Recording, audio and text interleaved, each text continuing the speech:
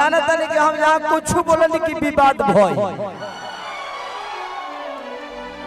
अरे कितना लोग सोहर गावता।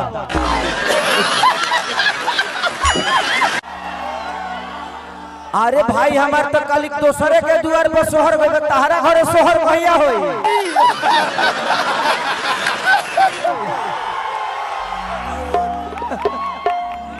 अपनो घरे इंसान के क्षमता होके के चाहिए कि अपनो घर पर सोहर होके,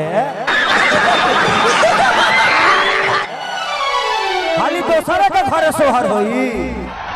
वह क्या सीन है। जी हाँ दोस्तों, एक बार खेसारी लाल और पवन सिंह के बीच फिर से विवाद शुरू हो गया है। दोनों के बीच में गर्मा गर्म विवाद हो गया है। अभी जैसे कि स्टेज से आप देख रहे हैं, खेसारी लाल ने हुक मारा है पवन सिंह को। अब आगे देखते हैं पवन सिंह क्या करते हैं दोस्तों।